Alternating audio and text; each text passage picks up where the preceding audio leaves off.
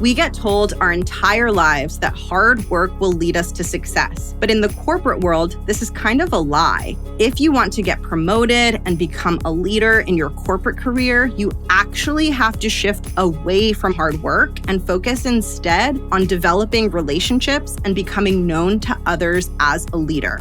If you are ready to stop being known as a hard worker and start being known as a highly capable, highly promotable leader, keep listening because today I'm going to be teaching you how. Welcome to The Art of Speaking Up, a podcast that helps professional women access the limitless potential that lies within them. I'm your host, Jessica Guzik. And my mission is to help you find that spark inside you that has the power to transform your career in ways you may not have thought possible. I'm so excited that you're here. And now, on to the show.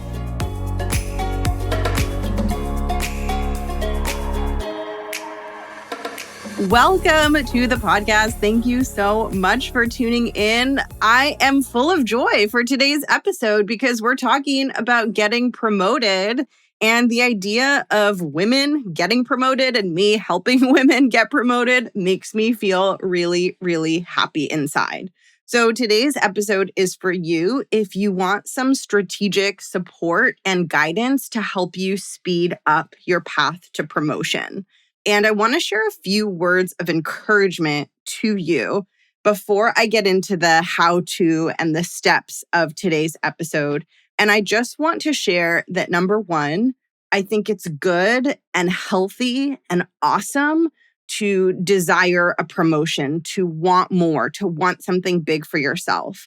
I really believe that as women, we are socially conditioned to not want big things. Like we're supposed to be small and subservient, and we're just supposed to be there to support other people, cough, cough, men in going after big things.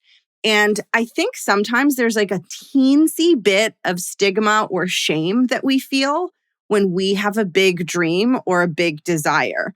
And I just wanted to name that so that we can unravel that and dismantle that and remind ourselves that going after our goals and dreams and wanting big things for ourselves is a wonderful, beautiful thing, especially because us as women, and oh my gosh, especially the women who listen to my podcast and who follow my work, you all are amazing.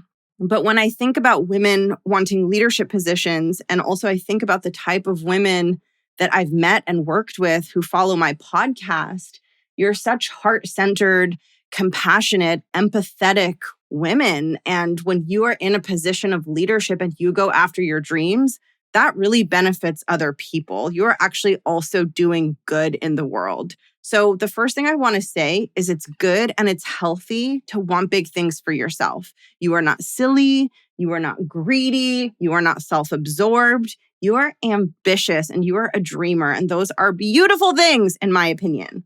And number two, it's okay for you to want a promotion even if you feel messy AF, and even if you have a million doubts and a million insecurities and you don't at all feel internally ready for that promotion. I want to normalize that as well.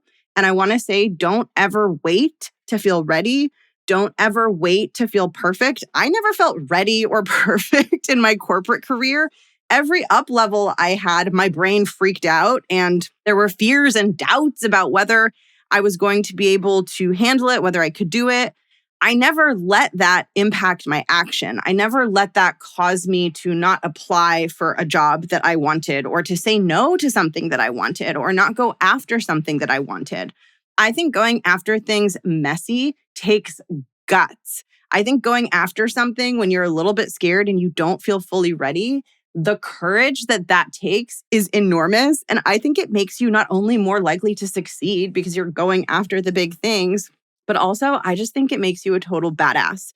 So I just want to say that if you have dreams of getting promoted, becoming a high-level executive, maybe you have dreams of being in a C-suite one day, maybe you have dreams of running an entire organization. Those dreams are awesome, and I want you to continue to hold on to them, and I want to help you make those dreams a reality.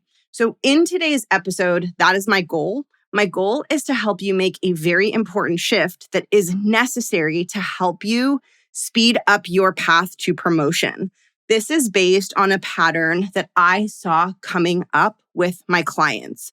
So for those of you who've been following my work, you probably know, but if you're newer around here, in addition to being a podcaster, I'm a coach and I support women in building confidence and becoming a powerful voice in the room and accelerating their paths to leadership. And I do that mainly through my signature program, the Art of Speaking Up Academy. And as I've done more and more rounds of that program, I have seen a very clear pattern emerging. And I wanted to talk about it in today's episode because the pattern I'm seeing is so consistent over and over and over. I was really feeling like, okay, I have to have an entire episode on this pattern. And the pattern is falling into habits of being a hard worker and not necessarily being strategic about developing a reputation as a leader. And today's episode is all about the difference between being a hard worker in your job versus developing a reputation as a leader. And if you're someone who does work really hard and you suspect that you might have more of a hard worker reputation versus a leader reputation, this episode is for you. I'm going to help you shift from hard worker to leader. So I have a lot to cover in today's episode. First, I'm going to explain the difference between hard worker versus leader. And I'm going to use an analogy to teach you that in today's episode. And then I'm going to help you diagnose if you are falling into hard worker patterns and if you might be missing amazing opportunities to position yourself as a leader. And finally, I'm going to give you a roadmap to help you pivot from hard worker to leader. If you do this, you will speed up your path to promotion. And the best thing about this is you do that by moving away from hard worker habits. So it's not about working more. It's not about raising your hand for the projects that nobody else wants to take. It's about being strategic, having precision. I think about it as like if you're trying to hit a target on a bullseye, like you're trying to hit the bullseye of a target, it's not about how many bullets or arrows you throw at the target. It's about precision. It's about having an accurate shot. Similarly, in your career, when it comes to getting promoted, it's not about the amount of work you do. It's about positioning yourself in the right way to have the reputation that gets you promoted.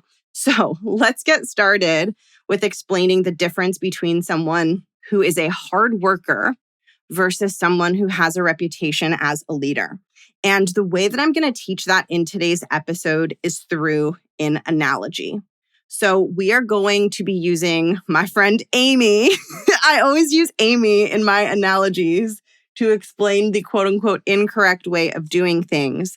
But we're going to imagine that Amy and Brenda are both running for a local government position in their town. It is Amy versus Brenda. Now, here's what I want you to imagine, and this analogy is going to help with teaching purposes for this episode. I want you to imagine that Amy is a very hard worker. And during the campaign period for this local election, let's say this is the town of Corporatesville, but during the campaign period in Corporatesville, Amy is hard at work developing her policies. She's doing research, she's reading papers, she's creating plans, she's making projections, and she is heads down putting together the best, the most detail-oriented plans for what she is going to do when she is elected. And that is how she spends her time during the campaign. And she comes up with incredibly robust plans. Okay, that's Amy. Then there's Brenda. Brenda splits her time during the campaign. So unlike Amy, who spent all of her time developing policies, doing the research, doing the work to prepare, Brenda splits her time 50-50.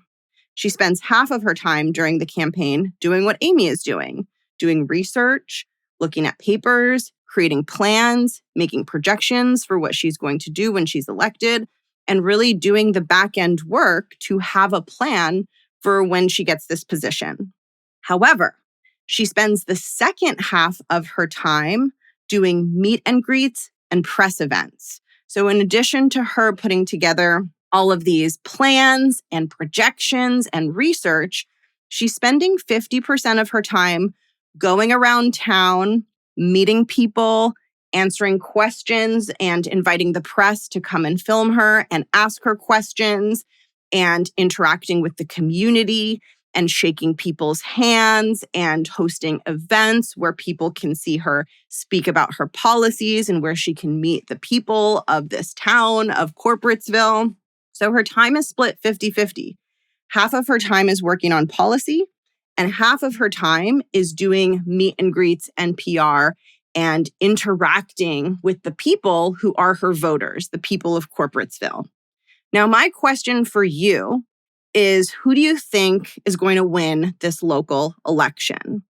I think for sure Brenda is going to win this election, even if Amy's policies are better than Brenda's policies. And the reason is because if you're running for something and you're campaigning, you can't just be behind the scenes reading these research papers and putting together plans. Like, yes, you need those plans. And in order to do the job well, you need to do all those things. But those things alone aren't what's going to help you win the election. The election is going to be voted on by the people. And so you need to be building relationships and getting visible. And that is as important as the actual preparation for the role that you are running for. This is why, even if Amy has the best policies and puts in more time than Brenda, she's probably going to lose this election. Now, this is such a good analogy for me to teach this to you, because in corporate, it's much more like an election than it is like when we're in school. So in school, we learn that if you put in the work, the person who studies the most, memorizes the most, learns the most, is the person who's going to get the highest grade. So the approach that Amy is taking of really burning the midnight oil and doing all this work behind the scenes, that is the approach that works when we are in school. And then we get to corporate and no one ever tells us, hey, this isn't like school anymore. This is not a situation where the hardest worker is going to be rewarded the most. I mean, think about it. If this was true, then at your company, people's workload would correlate with their title. So like the person above you would be working more than you, and their boss would be working more than them. And like the CEO of your company would just be working nonstop 24/7. And of course, we can see how that doesn't make sense. And this is because in corporate, it's much more of a relationship game and a reputation game than it is a game of hard work. It's much more like an election where, yes, of course, you need to be able to do the job. You need to have that plan. However, if you aren't equally focused on relationship building and building that reputation, it's going to be very hard for you to progress. And a lot of my clients aren't aware of this initially, and many women aren't. And this happened to me too in my corporate career, by the way. So this is very, very normal. But a lot of us don't realize that it's a relationship game and we're working very hard and we're feeling stuck and we don't see a clear path to promotion and we're struggling to understand why. And whenever I am working with someone and they share this with me, 100% of the time, maybe not 100%, but in the high 90s, like 99% of the time, they're not thinking about their path to promotion as being like an election where they have to be developing relationships and building a strategic reputation. And that is a big piece that if they can nail that, it will really speed up their path to promotion. My realization of this happened when I was in my corporate career and I had started working at a new company and I was really happy there and really enjoying this role. But I remember I came to work one day and this email got sent around and it was like, hey, we're announcing promotions on the team. And I was so confused. I didn't know the email was coming. I didn't understand the email. And I looked in it and it had a lot of people's names in it who were getting promoted and my name wasn't in it. And I remember just feeling so confused and feeling like, when did this get decided? When did this happen? How did this happen? Like, I just felt completely out of the loop. I also felt super embarrassed because I felt very left out of all of this growth that was happening around me. And so there was an element of it that felt a little bit mortifying. But that's when I realized, oh, I'm missing something, right? Like there's something that I need to be doing that I'm not doing. And as I began to really understand how corporate works and how much it is driven by human relationships and not necessarily hard work, I was then able to adjust my approach. And then I went from like not understanding how promotions work and being fully left out to then I really started to get promoted very quickly once I started to understand how things worked behind the scenes. So that's what I want to help you with. So the next thing that I want to pivot to is I just want to share a few signs and signals that will help you diagnose if you are in hard worker mode. And if you are operating more like Amy, this will help you see if this is a growth opportunity for you. And then after I lay that out, I'm going to talk about the path forward and how you can set yourself up for faster growth and a faster path to promotion. So some signs that you are focused more on hard work and you're operating more like Amy, where you're burning the midnight oil to do the hard work, but you're not going to win the election because you're not doing the relationship building and all the people stuff. Some signs of this is if you log into work for the day and the first place your mind goes to is, what do I need to do today? What am I working on? That is a sign that you are in hard worker mode. Your mind thinks that all of the value, all of the activity comes from the what. What is the project? What is the thing I'm executing? And actually, what's really powerful and the shift that I want you to make, which we're going to talk more about, is instead of thinking, what am I working on? It's more who. Who am I supporting? Who do I need to connect to today? Who are my key stakeholders that I'm going to be interacting with? So if your mind is really thinking about the what am I working on? That's a sign that you're in hard worker mode and not as much in strategic relationship and reputation building mode.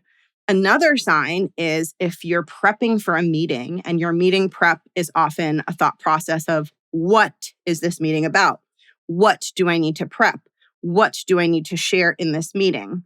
Once again, this focus on the what is a clue that your mind comes back to execution, comes back to hard work, comes back to what am I working on? What is the output? What is the deliverable? When you're prepping for a meeting, you also want to be thinking again about who. Who is in the room? What opportunity do I have to impress them? Who do I need to be touching base with before the meeting? So it's this much more relationship-oriented view. And it's not that the what doesn't matter. It's not that your work doesn't matter. But if you're only thinking about the what am I working on? What am I bringing to this meeting? What is the agenda? That's a sign that your brain is in Amy mode. And it's always focusing on what output can I do? What deliverable can I do? And you need your brain to be more in Brenda mode, asking who can I connect with? Who can I support? Who can I build my relationship with? Who can I demonstrate the value of my work to? And it's that who question that has you getting out there and building relationships and being more visible in your company. And that's ultimately what gets you promoted. Okay, the last sign that you're in Amy mode and you are in hard worker mode is that the bulk of your focus goes to executing your work. And you might be thinking, Jess, of course the bulk of my focus goes to executing my work. That's what I'm here to do. And if you have that thought, that is a sign that you're in Amy mode. A lot of times what I see when I'm supporting someone and that person is struggling to get promoted, something that I often notice is that they take their workload very literally. They have project A, project B, and project C, and all of their focus is on project A and B and C. And the shift that you want to make, which many people aren't even aware is a possible shift that you can make, is in addition to project A and B and C, you need to have a big chunk of your focus be on non-execution related things. And when I say non-execution related things, I mean focusing on people interactions, relationship building, performance discussions, advocating for yourself. If these things don't get any of your attention and all of your attention is going to getting things done, that's also a sign that you're in Amy mode, you're very focused on hard work, and there's a beautiful opportunity for you to focus on more of the strategic relationship building side of getting promoted. So at this point, you might be ready to make that pivot. And that's what we're going to be talking about for the remainder of this episode. I'm going to walk you through 4 really important shifts that will help you pivot from being in worker bee mode to being in more of a strategic relationship building mode. We're going to take a quick break, and then we will dive right back into this. If you are ready to take the strategic steps necessary to get promoted, one of the most important things to develop is a voice that gets you noticed. It starts with building confidence. The stronger you feel inside, the more you'll speak up and be seen as a thought leader on the outside.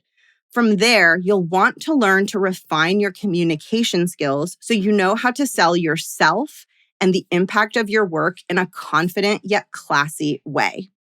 If you are ready to develop the confidence and communication skills you need to stand out as a leader and speed up your path to promotion, I want to invite you to come join me in my signature program, the Art of Speaking Up Academy. In this program, you'll follow my proprietary curriculum where I guide you through the inner work of building confidence and the outer work of speaking like a leader. Because the Art of Speaking Up Academy often sells out, I recommend joining the waitlist today. When you join the waitlist, you'll be invited to secure your spot early, and you will qualify for exclusive waitlist-only program bonuses. To join the waitlist, head over to the link in the show notes or go to jessguzikcoaching.com/academy. And now back to the episode. Okay, so let's dive back in. I have talked about the difference between being an Amy versus being a Brenda, being someone who is focused on hard work versus being someone who is more focused on relationships and visibility and developing a strong reputation. And now for the remainder of this episode, I'm going to share 4 shifts to help you make that happen. And these really require looking at yourself in a fundamentally different way. They require you to step away from seeing yourself as being valuable because you just produce and produce and produce. And they really require you to see yourself as valuable because of your leadership and your intellect and the power that you bring into a room. So let's go through the 4 shifts. The first shift is a mindset shift, and then the remaining shifts are tactical shifts. So the first shift that I want you to make is a mindset shift. I want you to stop thinking of yourself as someone who your company has hired to produce outputs. I want you to stop thinking of yourself as a worker bee. Stop thinking of yourself as someone who just does things and produces things. And I want you to think about yourself as being valuable because of who you are as a leader, because of the way that you inspire people, because of the way that you think, because of the presence that you have in a room, because of the relationships that you have in the company. And I really want you to think about it as, I am so valuable, just me being me and me being who I am, that people should know me. They should know who I am. I should have relationships with people. I shouldn't be hiding. Me interacting with someone, me reaching out to someone, me talking with someone, me building relationships with someone is inherently valuable because I am inherently valuable. This is a really subtle thing that happens, and this for sure happened to me in my corporate career. But I think when our confidence isn't high and we're struggling with insecurities, I think we hide behind hard work because we think like no one likes me, I'm not smart, I'm not charming, I'm not charismatic. And so we compensate by thinking, well, I'm going to produce the best stuff and I'm going to produce a lot of good stuff. And that's really what's going to help people respect me. And then not only do we produce more and work super, super hard, but we hide from relationship building because in the back of our mind, we have this subtle thought that people don't like us. And it's really, really important to challenge that thought. And your brain might not be able to jump from like, oh, people don't like me, so I just have to be the worker bee, to like, everyone likes me and everyone wants to be my friend. It's okay if it's hard for you to make that mental leap, but it is really important to take actions that challenge the belief that no one likes you, or that you need to hide, or that you can't reach out to build relationships with people, or that you are not valuable just because of who you are. And it's really important to say, okay, if I want to be a leader, I have to have that level of confidence where I think so highly of myself that not only do I not want to hide, but I want to put myself out there to interact with people and build relationships and have people get to know me and me get to know other people. And so I need to start doing that now. I need to start doing that now, even if I feel insecure, even if it feels uncomfortable, even if I feel like I should hide, even if I have all those feelings, I need to take the actions of someone who is confident. And those actions are not only going to help me build the confidence and prove my limiting beliefs wrong, but also those are the actions that are going to speed up my path to promotion. So the first shift is a mindset shift. You are valuable. You don't have to hide through hard work, and you don't have to prove yourself by working the most and being perfect. People like you. People want to get to know you. And part of your value in your company comes just from being you and who you are and the way that you make people feel through who you are in your interactions with them and in getting to know them. And again, if that's a hard shift to make, it's okay. You don't have to make it overnight, but you do have to be committed to fighting against the part of your brain that tells you that people don't like you. I think when we have those types of struggles, we can have understanding and compassion that it might take us time to reverse that way of thinking and seeing ourselves. But we also have to have like a fierce dedication to fight through it. And we have to say, you know what? I am not letting this impact my decisions anymore. So that's the first shift.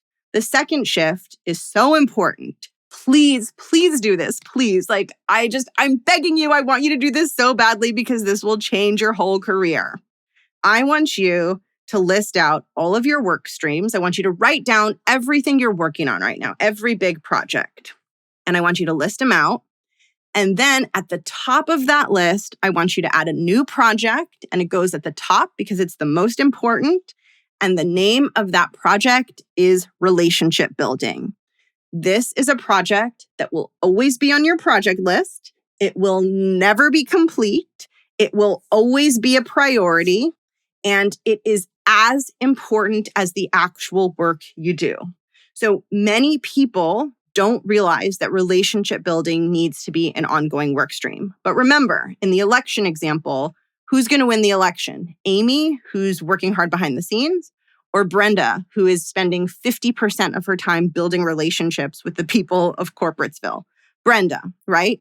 Relationship building is key if you want to advance and develop a reputation and get promoted, because a huge part of it really comes down to whether or not people like you and want to fight for you and want to pull you forward. So you have to treat relationship building as an ongoing work stream, and you have to recognize when you're falling into this pattern of viewing relationships transactionally. So transactional relationships means that you only reach out to someone in your company when you need something, or when you have a project with them, or when there's a really obvious need to collaborate with them. And that's a very transactional way of doing things. Like, you're not making any effort outside of that to build any sort of relationship with them. And it's so funny because a lot of times when I tell my clients to build relationships with stakeholders, they say like, well, I don't want to be weird and fake and like reach out to them. And sometimes the way that I push back or pressure test that with them is I say, well, like the alternative is to only reach out to them when you need something from them. And like, we could argue that that's kind of weird, right? That we only relate to someone and we only connect with someone when we need something transactionally. So I want you to view it as, I always have this work stream of relationship building. And one of the best ways to approach it, and this is also something I will often have my clients do if they are struggling to get promoted and working to improve their reputation, is make a list of everyone in your organization who could potentially positively impact your path to promotion. That typically includes your boss, and it includes other stakeholders who sit above you in the organization who could impact you getting promoted, who could put in a good word for you, who could pull you into a position on their team, who could help fight for the approval of your promotion, right? Anyone whose voice or whose influence could help with that, put them on the list. And then when you have that list of stakeholders, you go down the list and you rate your relationship with each stakeholder on a scale of 1 to 10. A 1 means you have no interpersonal relationship with them at all. It's purely transactional. You only reach out to them when you need something from them.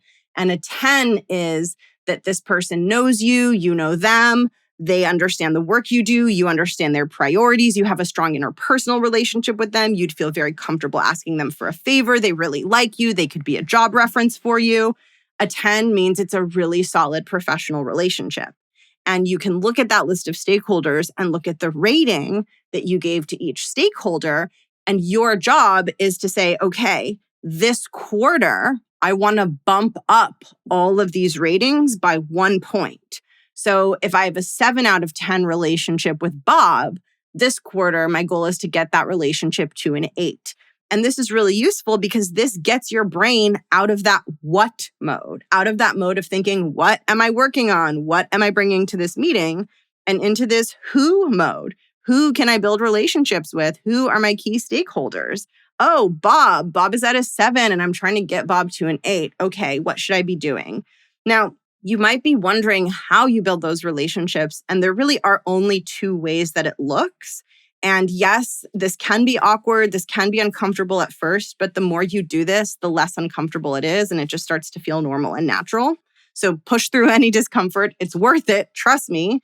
But the 2 ways you build relationships is 1, you get non-transactional FaceTime with these stakeholders. So when I say non-transactional FaceTime, I mean you're sitting down and you have FaceTime with the stakeholder, but it's not transactional. It's not because you need something from them or you need to share something critical that you're working on that impacts their team. You're sitting down with them to have a less transactional conversation where you are getting to know them, you're getting to understand their business priorities, and you're sharing with them the different ways that you are working on things that could possibly help them in the long run. Maybe it's not an immediate thing, but each of you is getting a sense of where the other plugs into the organization so that you can become more familiar with the work that each of you both does.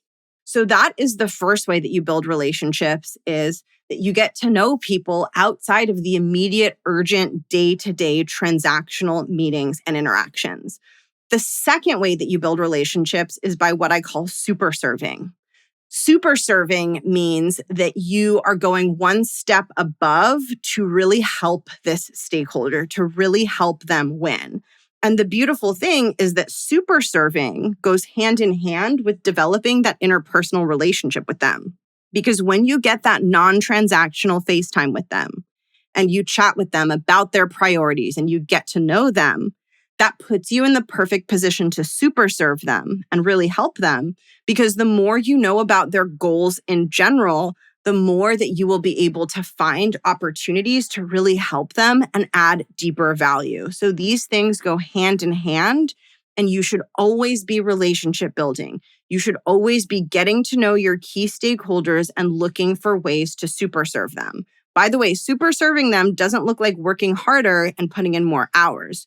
Super serving them means I know what's important to this stakeholder. I know what to watch out for. I know what to keep on the lookout for. I know how to spot opportunities. And when I do spot opportunities or I find ways to support them, I'm going to plug in and connect them with someone on my team, or I'm going to steer the direction of a project in a way that will be really useful to them. So it's not about working more. It's about having an awareness of other people's priorities beyond you and your team's priorities, and making pivots and adjustments to help support those stakeholders based on what their priorities are.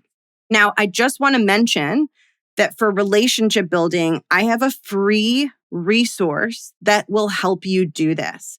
I have a worksheet that is designed to help you go about building these relationships. So the worksheet has suggested questions that you can ask to a stakeholder if you are having a non-transactional conversation with them. So if you set up time to catch up and understand what their priorities are, you might feel like it's hard to fill that time. You might not know how to do that. You might not know what to ask them or what to talk about.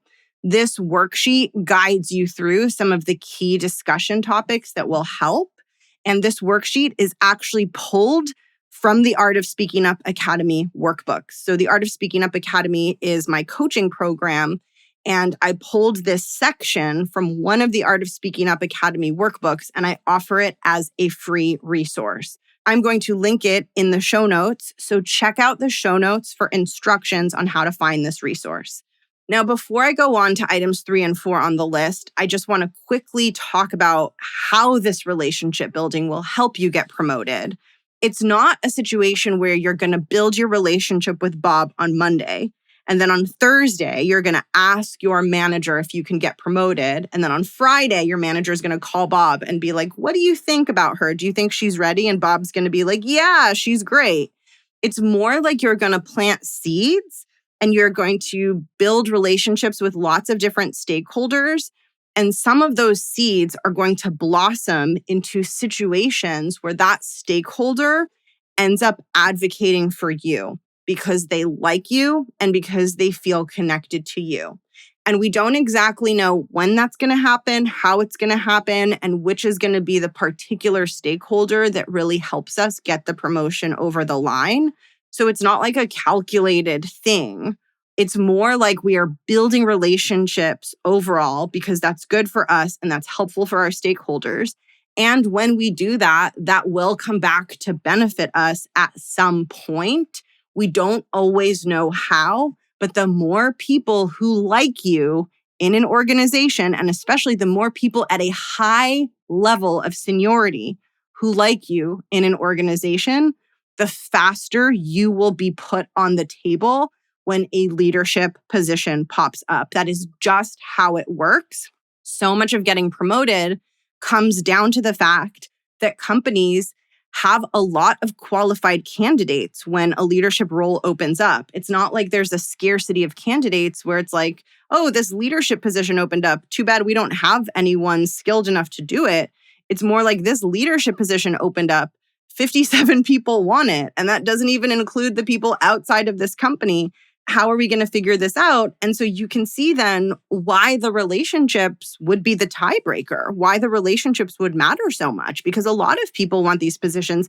And there are a lot of people who have the skills for these positions, and often relationships become the differentiator. Just like in the election with Amy and Brenda, it is the FaceTime and the relationship building that really helped Brenda nail that position and win the election. Okay, 2 more items on the list. This next one is really straightforward. This could be its own whole episode, but I'm going to just give it brief mention. Otherwise, this episode will be 17 hours long. But the next one is you need to be having regular performance and development related conversations with your manager. The minimum, the absolute minimum that you should be having conversations with your manager about you and how you're performing and what your future could look like at the company should be once per quarter. That is the absolute minimum, 4 times per year. But I think much more ideal would be once every 30 days. You don't want to wait until the very end of the year when the promotions are happening to be talking about your performance. If you are only talking about your performance once or twice a year with your manager, you are slowing down your path to promotion. This is time that you can ask for on your manager's calendar. It is part of their job to develop you and to give you feedback. And I'm sure I will do a future episode where I talk about how to handle these conversations and how to approach these conversations. But for now, just get them on the calendar and ask your manager for feedback and share with your manager the growth that you are working on so they know where your head is at.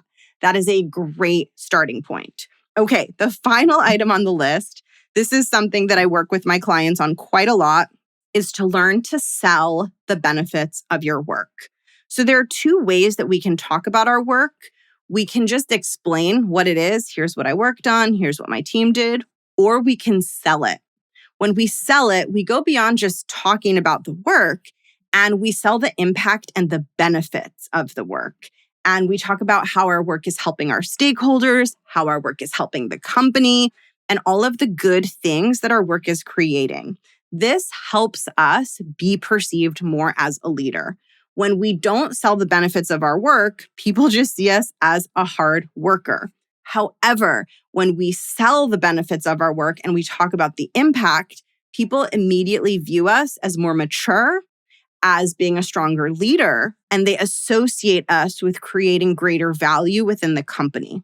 So the way that we speak about our work matters, and it's incredibly important for us to speak about our work in that executive language where we are highlighting how our work is plugging into the bigger goals of the business and of our senior level stakeholders. Now, this is its own topic, similar to some of the other stuff on this list. So I'm going to share with you in the show notes an episode where I go into this in depth. So if you want to learn how to sell the benefits of your work, how to speak about your work in the language of executives so that they see the impact you're creating and so that they see you as a leader, I'm going to link an entire episode that goes in depth into that. And this is something that I will teach you if you work with me in the Art of Speaking Up Academy. I teach you my frameworks for how to sell the benefits of your work. You get to practice it. You get to apply it in different situations so that it feels very familiar and intuitive for you to do. And it is literally going to change how you talk about your work. It's going to change how you run meetings. It's going to change how you explain things to people. You're going to start explaining things in the language of leaders. And as a result, you're going to be recognized as a leader faster. And this is going to contribute to you getting promoted more quickly. If you want to learn how to do this in depth, I will teach you how in the Art of Speaking Up Academy. And the absolute best way to learn more about the Academy and to join me in that program is to add yourself to the waitlist. And I will put the waitlist below in the show notes. So I shared the 4 shifts to make. One is a mindset shift to think of yourself as valuable and as someone who people want to connect with. Number 2, to view relationship building as an ongoing work stream and your most important work stream. Number 3, to have regular performance and development related conversations with your boss at least once a quarter, but ideally once a month. And number 4, to learn how to speak not just about the work that you're doing, but about the bigger positive impact that it is having on your stakeholders and on your company. Getting promoted is truly a game of being strategic. It is not about working more. Yes, your work has to be good. You want to be doing good quality work. But for the people who listen to my show, this is not a problem for you. I have never, ever had a client who came to me and said, hey, I'm stuck. I'm having troubles getting promoted. And I start working with them and learning about them. And I realize, oh, they're stuck because their work isn't good. Their performance isn't good. Performance is probably not an issue for you if you are listening to this podcast. And I really want you to trust me on that. And I really want you to trust yourself and your inner knowing that your work is good. It is about you shifting from the Amy method to the Brenda method, shifting away from hard work and into visibility and relationship building and being strategic about how you approach the work you do and the way that you interact with people in your company. Thank you so much for tuning into today's episode. I knew this was going to be like a long, jam-packed episode, and I'm glad that I got through it. I feel like I have even more I want to share, but I guess I'll just have to talk about this more in future episodes. If you found this really helpful, it would mean so much to me if you could share this with someone you know who would benefit from this information and who would enjoy the Art of Speaking Up podcast. Thank you so much for tuning in, and I will catch you next week. Bye.